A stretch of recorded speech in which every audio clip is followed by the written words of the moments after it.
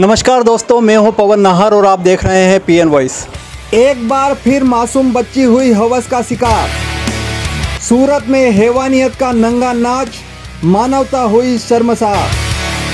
4 साल की मासूम बच्ची के साथ दरिंदगी के साथ हुआ बलात्कार। जी हाँ, यह दिल दहलाने वाली घटना मासूम बच्ची के साथ हुई है, जिसे सुनकर हर किसी का दिल पसीज जाए, आंखों में आंसू आ जाए। लेकिन अपने हिंदुस्तान में ऐसे दरिंदे भी रहते हैं जिनकी हैवानियत के लिए उन्हें जरा भी पछतावा नहीं होता। झाबुआ अंचल के थानला विधानसभा के गोरिया खानदान का गरीब परिवार दिहाड़ी मजदूरी के लिए पलायन करके सूरत के इच्छापुर गांव जाता है, जहां माता पिता को भी पता नहीं कि उनकी बच्ची हैवानियत का शिकार हो जाएगी। 4 साल की वह नन्ही बच्ची जो ठीक से बोल नहीं सकती, जिसके हंसने खेलने के दिन हैं, जो उसके साथ हैवानियत की सारी हदें पार करते हुए अजित राय नामक युवक बलात्कार करता है और फिर मरने के इरादे से उस मासूम बच्ची को दीवार पर पटक देता है, जिससे वह नन्ही कली गंभीर रूप से घायल हो जाती है। घटना का पता लगते ही गुजरात पुलिस एक्शन मोड में आती है और आरोपी को गिरफ्तार कर लेती है। वहीं वह नन्ही सी मासूम बच्ची को सूरत के सिविल अस्पताल में भर्ती कराया जाता है, जहां वह जिंदगी और मौत की जंग लड़ रही है। मैं doctor Ganesh Govekar, medical superintendent new civil hospital Surat. हमारे पास रात को 2 बजे आरजीटी पार्क से एक 4 साल की बच्ची का रेफरेंस आया है, रेफरल आया है। उसकी कंडीशन काफ़ी नाजुक थी, जिसके जननेंद्रिय पर ईजाएँ थी, जिसके गुदा पे भी ईजाएँ थी और आगे जननेंद्रिय पर भी ईजाएँ थी। और जननेंद्रिय पर काफ़ी डीप 3rd डिग्री टीयर था, जिसका ऑपरेशन हुआ है, जो ऑलमोस्ट 2 घंटे चल रहा है। गायनी डिपार्टमेंट की तरफ से किया गया है, सर्जरी डिपार्टमेंट की तरफ से भी देखा गया है, क्योंकि उसके चेहरे पर भी कुछ ईजाएँ थी। अभी बच्ची थोड़ी सेमी कॉन्शियस जैसा है। ऑपरेशन अभी कंप्लीट हो गया है, तो उसको आईसीयू में अभी रखा गया है। कंडीशन थोड़ी नाजुक की तरफ ही है। सर, क्या हुआ बच्ची के साथ? बच्ची के साथ सेक्सुअल ऑफेंस जैसा हुआ है, जो कि पोक्सो एक्ट के तहत कवर कर सकते हैं। खबर ने झाबुआ मध्य प्रदेश सहित गुजरात के सूरत शहर में भूचाल ला दिया है। आदिवासी संगठन जयस व राष्ट्रीय आदिवासी एकता मंच के साथ में कांग्रेस ने भी प्रदर्शन करते हुए ऐसे दरिंदे के खिलाफ फास्ट ट्रैक कोर्ट में मुकदमा चलाते हुए फांसी की मांग की है।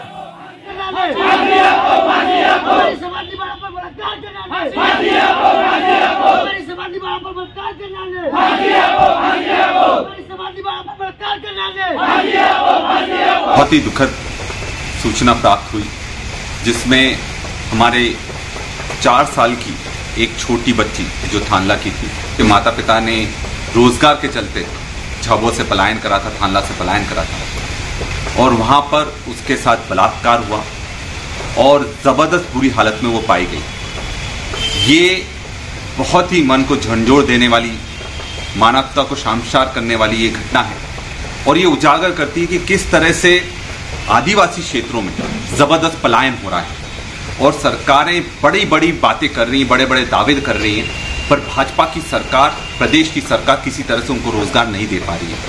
और ये भी चीज़ सामने आती है कि ऐसा क्या कारण है कि जो भाजपा शासित राज्य हैं उसमें ज़बरदस्त तरीके से महिलाओं का शोषण हो रहा है और बच्चियों को भी नहीं छोड़ा जा रहा है। तो मध्य प्रदेश में भी सरकारों को देखना पड़ेगा कि जो रोजगार की वो बात करती हैं वो रोजगार मिल नहीं रहा है, उसके चलते लाखों लोगों को बेरोजगार होना पड़ रहा है और पलायन करना पड़ रहा है, और जहां पलायन कर वो जा रहे हैं उनका जबरदस्त शोषण हो रहा है, मानसिक शारीरिक रूप से प्रताड़ित करा जा रहा है।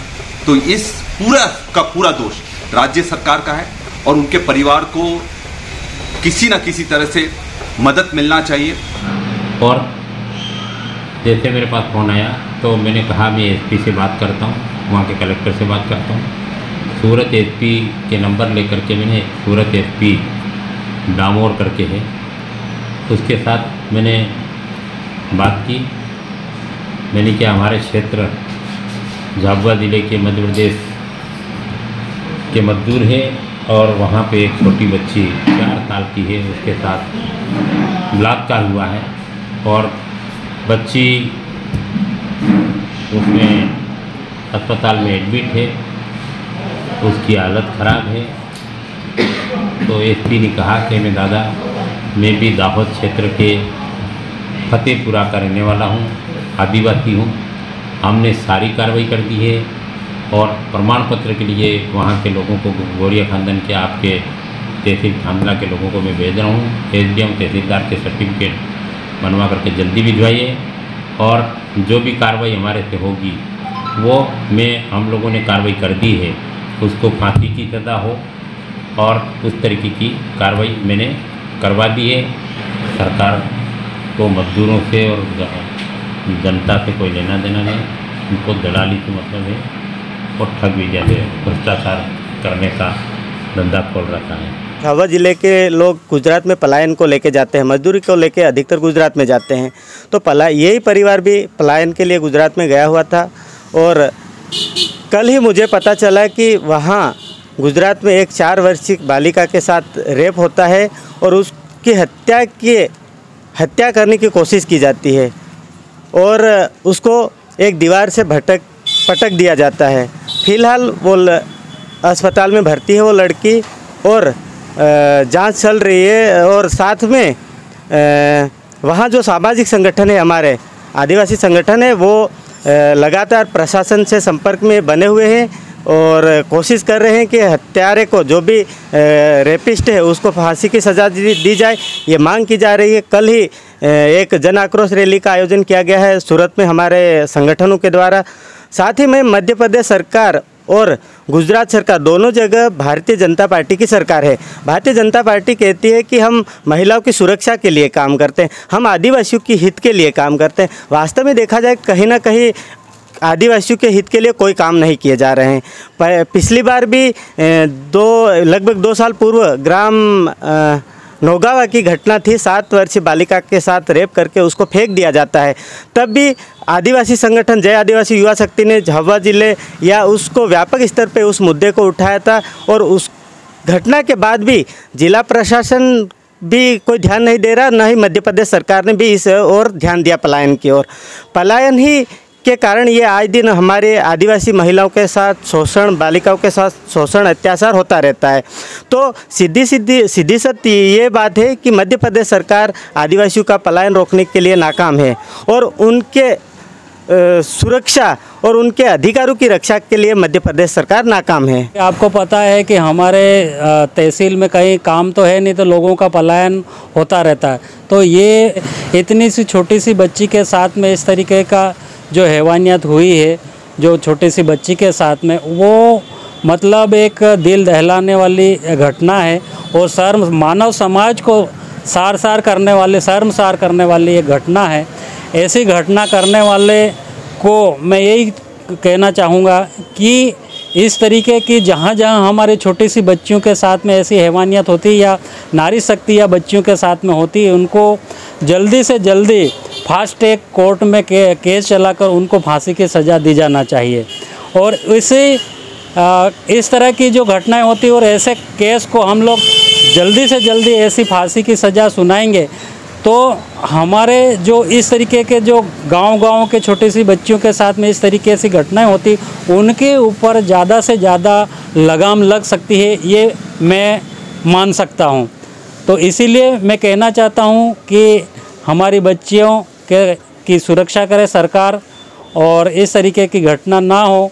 और पूरे आदिवासी समाज और मानव समाज को ये कहना चाहता हूं कि ऐसे आदमी को फांसी दिलाने के लिए हर घर से बाहर निकल कर एक आवाज़ बनना चाहिए। पूरे आदिवासी समाज में इस घटना को लेकर आक्रोशित है, यहाँ तक कि अन्य वर्ग के समाज के लोग भी इससे आक्रोशित है। जो सरकार सिर्फ वोट बैंक के लिए इन मज़दूरों को जैसे वोटिंग अभी चुनाव जैसे आते हैं, उनको वोट बैंक के लिए उनको सबको भर के ले आते हैं और वोट जैसे ही ख़त्म हो जाते हैं वापस वो मजदूरी करने चले जाते हैं। तो इस प्रकार सिर्फ आदिवासी समाज के लोगों का उपयोग ये सरकारें हैं जो ये उपयोग कर रही है उनका। मध्य प्रदेश सरकार जो अपने आदिवासी बहुल्य क्षेत्र है यहाँ पर रोजगार प्रदान करे, ताकि ये पलायन जैसी स्थिति नहीं बने और यहीं पर रोजगार मिले और यहीं पर रोजगार करे। और अगर पलायन पे जाते भी है तो जो दूसरे राज्य की सरकार है जहाँ पे मजदूर जा रहे हैं उनका डाटा रखे, उनका ब्यूरो रखे पूरा, और उनको सुरक्षा प्रदान करे ताकि ऐसी घिनौनी घटनाएं सामने न आ पाए। दुख तो होता है, एक तरफ सरकार आदिवासी समाज के नाम पर अनेक योजनाएं संचालित कर रही है, उन्हें बढ़ावा दे रही है, लेकिन वास्तविकता तो यह है कि आज भी आदिवासी जीवन यापन के लिए पलायन कर रहा है। सूरत के इच्छापुर इलाके में कंस्ट्रक्शन साइट पर रहने वाले एक मजदूर परिवार के 4 साल की बच्ची के साथ बलात्कार की यह घटना सारी स्थिति बयां करती है।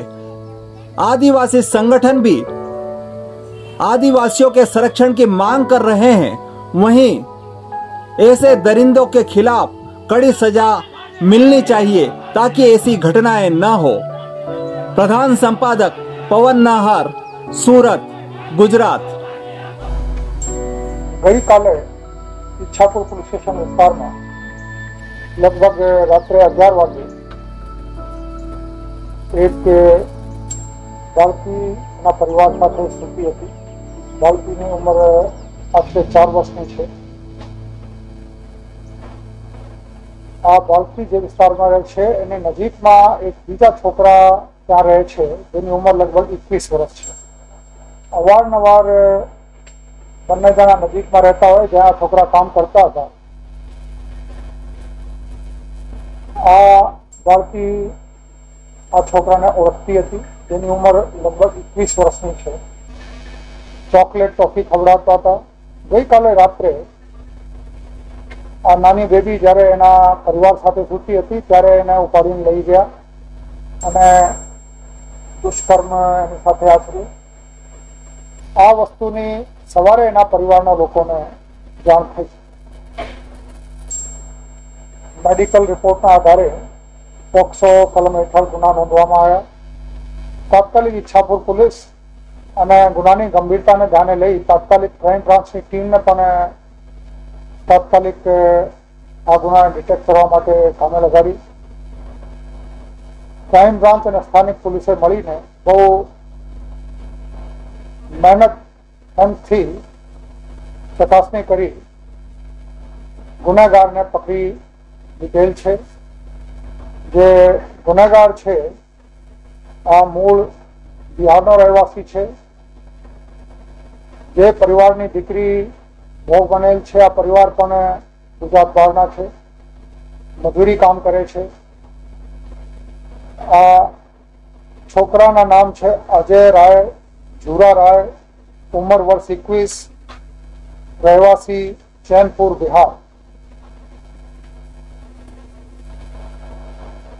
पुलिस द्वारा तमाम औद्योगिक विस्तारों में रहता परिवारों ने वारंवार जागृति माटे कार्यक्रमों गोठववामां आवे छे। दरेक पुलिस स्टेशननी अमारी शी टीमो दरेक विस्तारमां जाय छे, परंतु आ प्रकारना गुनाहित मानस धरावता ईस्मो જ્યારે પણ આ પ્રકારના ગુના આચરે છે पुलिस।